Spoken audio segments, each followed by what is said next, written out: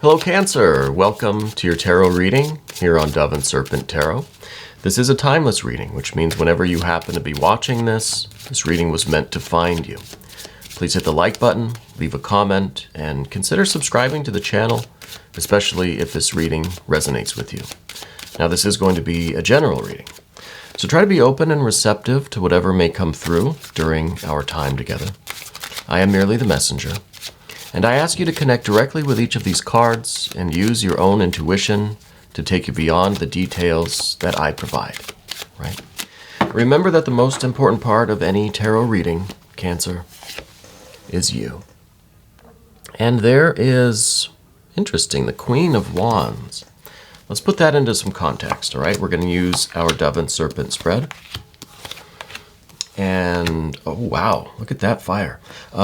As I do this, I would also like to say that if there is anything you would like me to pray over or meditate upon or send positive energy toward, please let me know in the comments. Okay. Finishing up Path of the Serpent. This is kind of wild.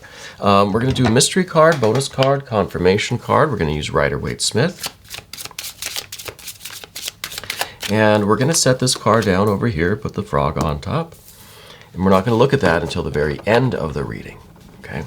And hopefully by the end, it will be able to tie everything together and give us the confirmation that we need.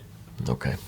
So what we've got here is 3 fire court cards. If you look at the overhead, we've got the Queen of Wands right in the middle. We've got the Prince and the Princess on top and bottom of that card. So this is almost like an Ace of Wands right here in the middle, right? It's just this kind of central pillar of fire that you're all about. So immediately you're really fired up about something, right? No pun intended. We also have this major arcana, some earth and some water, more fire, more earth and water. So this is pretty crazy. This is a lot of fire, or it's earth and water, right? That's being kind of augmented by this really intense fire. So I kind of feel like you're this really fiery spirit right now. You're really enlightened. You're really lit up. You're really ambitious. You're really full of this kind of spiritual divine fire right now. The Queen of Wands is the watery aspect of fire. Cancer is a cardinal water sign. So you're the fire of water. So you're kind of like inside out right now, right? All of the fire, all of the passion, all of the excitement and the kind of the fury and the force that you usually keep inside is ready to come out, right? It is ready to come to just be completely unleashed on the world, right? In a good way, in a creative way, in a constructive way. I think you're just about ready to activate this pillar of fire and work your will in the world. You've got something going on that is just ready to burst forth. And I'm so excited about what this is. I'm very curious what this is. And I'm interested in how this kind of water and earth, which are 2 more passive, calm, quiet, yielding, adaptive elements, are going to respond to all of this fire, right? Or how all of this fire is really going to consume these other elements, okay? And again, this pillar of fire, I feel like, is your creative energy, your ambition, your force and fire just ready to activate. It really is from top to bottom a full activation of this creative energy, this spiritual divine energy, okay? In the recent past, we see a 10 of discs. I think that part of this activation is due to you acquiring the resources you need to make this thing happen, right? This is the one thing that needed to be put in place before you kind of flip the switch here, right? These are the resources, maybe financial, maybe the cooperation between other people, maybe the right environment, the right venue. This is like the being in the right place, right? This is being in the right place. I think you're finally now in the right place. Maybe financially, maybe physically, the right environment now, right? You're just about ready to flip this switch. And what we see with this Hanged Man, whichever way it wants to appear, this is the water energy that's kind of crossing all of this fire. It's kind of like this Hanged Man is hanging from this pillar of fire, right? And I think this is you, in the one sense, this is you sacrificing yourself for whatever this pillar of fire is, right? Being willing to do whatever it takes to make this thing work, right? Sacrificing yourself, sacrificing your time, your energy, your your other interests, or whatever it is. You're willing to really endure whatever you have to for this pillar of fire. You're hanging yourself on it, right? It could be that you're putting all of your eggs in that basket. You're really staking everything you have on this pillar of fire. This divine activation. This wonderful, creative, and spiritual will that you have. You're really putting it all on the line, right? Everything you have. And this Hanged Man is, it's really this, it's kind of like we're sacrificing our own introversion, right? We're sacrificing our own need to kind of keep the fire inside, the kind of typical, stereotypical Cancer attitude where you keep your fire inside, and we just try to adapt. We try to just, we try to get by, we try to kind of blend in, and we don't usually, I think, Cancers at least in the stereotype, don't like to shine too brightly, right? We just kind of like to do our own thing. We kind of stay reserved, a little bit mellow. You're kind of sacrificing all of your shyness almost, right? You're just really letting it all go. And it could be that part of you does still feel a little timid or a little shy. You want to be reserved. You kind of want to crawl into your shell and just go home. But you're sacrificing that willfully, intentionally, right? So something really, really important, really major is about to take place in your life. And you are preparing yourself for it mentally, emotionally, spiritually. This is a willing sacrifice. This is an intentional. You're by design hanging yourself on this pillar of fire, right? Because you know what's at stake here. You know what this is. You know what you're doing and what you're creating. And it's worth it. It's worth you kind of getting over yourself, at least temporarily, right? So you're hanging yourself on that pillar of fire. And what's coming after is this 7 of Cups. Now, 7, the number 7, is a very active number. It's a number that is associated with the element of fire, right? And then we have the cups, we have the water. So it's almost like through the activation of this pillar of fire, you're actually going to be triumphing over or burning up, evaporating all of this toxic water around you. It's almost like this is going to completely eliminate this sense of shyness or this kind of reluctance or this maybe self-esteem thing. Whatever the kind of toxic water is around you right now, these kind of negative feelings, the pessimism or the self-doubt, right? It's like you have to overcome these waters, hang them on this pillar of fire to activate the pillar of fire. And once it's activated, it's going to in turn kind of get rid of these things, right? It's so much fire that it's going to evaporate this water. And now this could be other types of toxic things in your life too.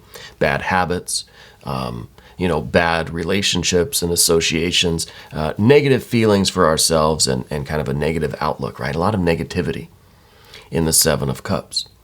But through this fire, we're eliminating this. We're getting through this, right? And so I think this is kind of just like a little side effect of what you're doing. You know, what it's going to do for you internally by giving you this confidence, by allowing you to overcome any of this negative energy in your life. Now, what is this pillar of fire? Well, we said it was you kind of inside out, right? Where it's you now wearing this cloak of fire, this really active, bright, shining energy ready to go do whatever the work is that you're doing, whatever you're preparing to do, whatever this creation is. And then beneath everything, this is the heir of fire, the Prince of Wands. This plan that you have, or this pillar of fire has a blueprint. This is the foundation of it all. This is the way that you've planned it out. You've mapped this whole thing out. You've got the schematics. You've got the blueprint, right? So it's not just an uncontrolled release of your creative will and energy. It's not just kind of haphazard and just wild, out of control. No, it's very purposeful, very intentional, right? Something that you've thought through. You know how this is going to work. It's kind of a planned thing. Everything's in place. You just got to flip the switch, and that switch is kind of like this hanged man, right? As soon as we hang that hanged man on that flips the switch, and all of this pillar of fire activates. What's above everything is the Princess of Wands. This is risk-taking. This is you having the plan, yes, having the confidence, mustering up all of your force and fire to express it outwardly. And this is you taking risks. This is you being brave. This is you knowing that you're venturing into some kind of new land, right? New territory. But you're taking risks. You're willing to do the dangerous thing, you know? Dangerous in terms of, you know, this is something kind of new and frightening for you.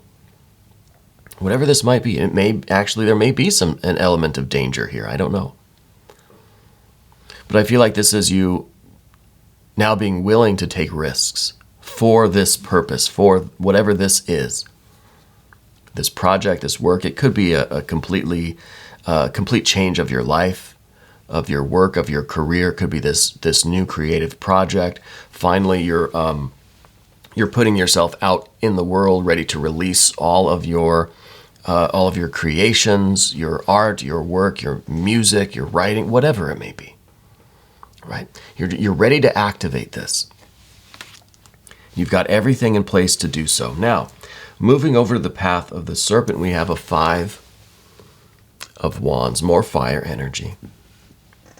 And this fire energy is reaching up into this 6 of Cups, right? You're reaching for something now. And this is the knowledge, really, that just turning on the switch, just activating this pillar of fire that's not all there is to it. You know, you can't flip the switch and then go sit down on the couch and just watch it happen. You've got to go out there and do the work. And this is you out there with your hand, right? 5 wands, your 5 fingers, you're grasping, you're reaching for it, you're manipulating the world, you're doing things with your hands. You're molding and shaping and transforming. You're doing the physical work to make this a reality, okay? And what it is that you're reaching for, that you're grasping at, the 6 of Cups, pure bliss, joy, harmony, right? And ease. It's like this thing boots up, right? It starts spinning up, and pretty soon it's going so fast it's just humming. It's just so peaceful, right? Once this thing really, really starts spinning fast. And that creates an easiness. It creates a resonance and a harmony. And this is what you're looking for. And this is with harmony with the people around you, with the world around you.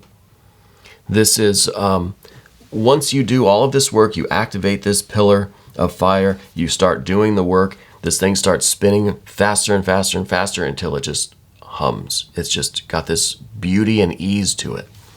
And that's what we're looking for. We're looking for that beauty and that ease, that pure joy and bliss that's going to result from this, right?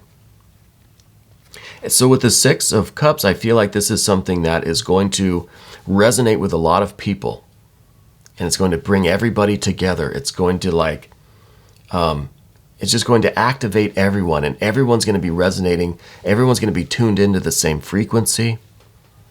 And this is really meant to enrich and enhance your relationship with other people, their relationships with each other, etc., right? This is something for the community, let's say, for the world. I feel like it's something really significant that you're working on. So significant that we have this pillar of fire, which is very much unlike us Cancers, you know? Something extraordinary. The next thing that we have is this Prince of Cups. This is the Heir of Water. This is kind of now you're checking in with your plans. You've got this water element. We've gotten through the toxic water. We've gotten to the really beautiful, joyful, pleasurable, harmonious water, right? The intense, blissful waters. And now we kind of need to speak up. Now it's kind of like it's time to release your statement, right? You've done this display, you've got this thing spinning, it's happening, everybody is in awe and amazed, everyone's tuning in. Now it's time for you to kind of step up and really speak from the heart and tell the world, you know, and communicate what this was, what you're doing. It's time to give your message, you know. And I think this is kind of the next step, right? This is the next step of it all. And finally, Four of Discs. I feel like you're getting up on stage and you're making your statement. You're giving the press conference, let's say, right? And what that's going to do is really crystallize this, really solidify this as some new technology, some kind of an innovation, something really tremendous that now is going to be part of the world. It's going to crystallize and solidify in the zeitgeist, in the kind of daily life of people. It's something that is going to be around for a long time. You're creating something that's going to become part of reality, right? And maybe I'm talking on too grand of a scale, right? Maybe this is something just locally in your own life, in your own community. But to me, with this energy feels really big, right? Feels huge. And it feels like it's going to be something that's going to stick around. It's going to be built into reality, right? It's going to become part of our daily lives. And I'm very excited for it. I don't even know what it is. Let's look at the mystery card now. I'm very curious what this could possibly be. It could be some Emperor energy showing that we're in perfect control of this fire, because if this, whatever this thing is here, it feels like it's got a lot of power behind it, right? So we might need that Emperor energy to control this, to keep this thing from spinning out of control. We might need, well, maybe the Wheel of Fortune too. That would be some interesting energy to show the expansiveness and how this thing maybe starts locally, but it just spreads throughout the universe, right? Until it's just kind of ubiquitous. Well, let's see. Let's see what we've got. We've got another Hanged Man. This is interesting. This is interesting that we have another Hanged Man. So we're kind of reinforcing this idea of sacrifice, you know? And maybe this is something that is primarily for other people, you know? Maybe you feel such a calling. You feel like this is your mission, you know? But it's not really for you. It's almost like it's for everyone else. You're doing this for the world. And then you kind of withdraw back into the kind of introverted Cancer kind of energy, you know? It could be that you kind of disappear, that you kind of just, you've made this big show of it, you've presented it to the world, and then you just kind of go into the background, you know, and let the world enjoy it.